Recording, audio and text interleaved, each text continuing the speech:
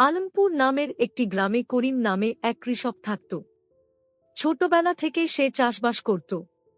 তার বাবা দাদারা জমিতে ধান, গম, ডাল ফলাত। কিন্তু করিমের ভাগ্যে জমিজমা খুব একটা থাকেনি। জীবনে একের পর এক বিপদ এসে তাকে কাহিল করে তুলেছিল। বন্যা হয়েছে, খরা হয়েছে, আবার কখনো ফসলের দাম কমে গেছে। ফলে ধীরে ধীরে করিমের জমিগুলো বিক্রি করতে হয়েছে। শেষে তার কাছে বাকি রইল একটিমাত্র জমি, সেটাও শুকনো, ফাটল ধরা, যেখানে কিছুই জন্মাত না। করিমের সংসারে ছিল তার স্ত্রী আসমা। দুজনের জীবনের বড় ভরসা ছিল একে অপর। কিন্তু দুঃখ তাদের পিছু ছাড়ছিল না। জমিদার কাশেম আলীর কাছে করিমের অনেক টাকা ধার ছিল। একদিন সকালে জমিদার এসে দাঁড়াল করিমের কুঁড়ে ঘরের সামনে।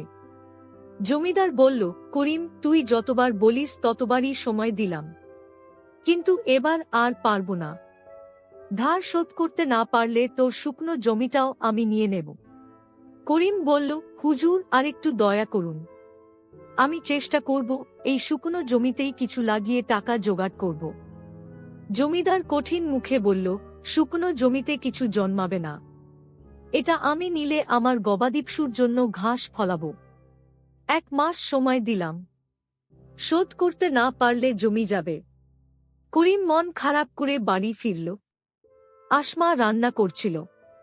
করিম বলল, আসমা, জমিদার আর সময় দিচ্ছে না। শুকনো জমি না বাঁচালে সব শেষ।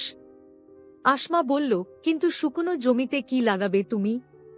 করিম বলল, আমি ভাবছি শিমুল গাছ লাগাবো।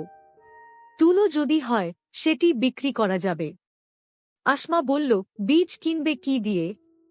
করিম দীর্ঘশ্বাস ফেলে বলল, আমার কাছে টাকা নেই। আসমা নাকের নথ খুলে হাতে দিয়ে বলল, নাও, এটা বিক্রি করো।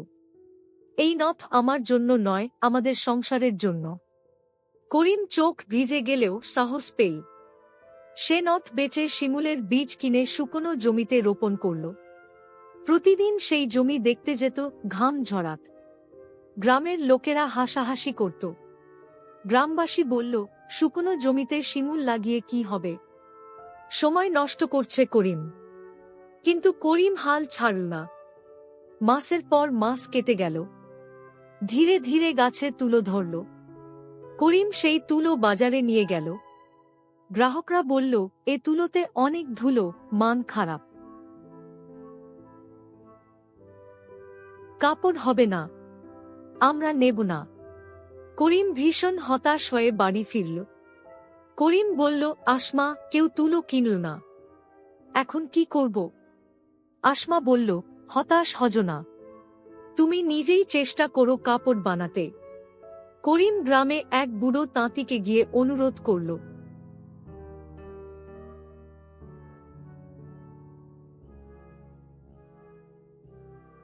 করিম বলল, কাকু, আমায় শেখান কিভাবে সুতা কেটে কাপড় বানাতে হয়। তাঁতি বলল, বাপু, শিখতে সময় লাগবে। তুই পারবি তো? করিম বলল, চেষ্টা করলে সবই পারা যায়, আমায় একটু শেখান। করিম প্রতিদিন তাঁর কাছে গিয়ে সুতা কাটা, তাঁত বসানো শিখল। কয়েক মাসের মধ্যে সে নিজেই কাপড় বানাতে লাগল। সেই কাপড় বাজারে নিয়ে গেল। গ্রাহকরা বলল, বাহ, কাপড় তো বেশ সুন্দর, আমাদের দিন, আমরা শাড়ি আর লুঙ্গি বানাবো। সব কাপড় বিক্রি হয়ে গেল। করিম ভালো দাম পেল। সে টাকা নিয়ে আবার তুলোর বীজ কিনল, আরও গাছ লাগাল। এবার গ্রামবাসীরাও অবাক হয়ে গেল। গ্রামবাসী বলল, আমরা ভেবেছিলাম শুকনো জমি থেকে কিছু হবে না, কিন্তু করিম দেখিয়ে দিল পরিশ্রম করলে অসম্ভব কিছুই নয়।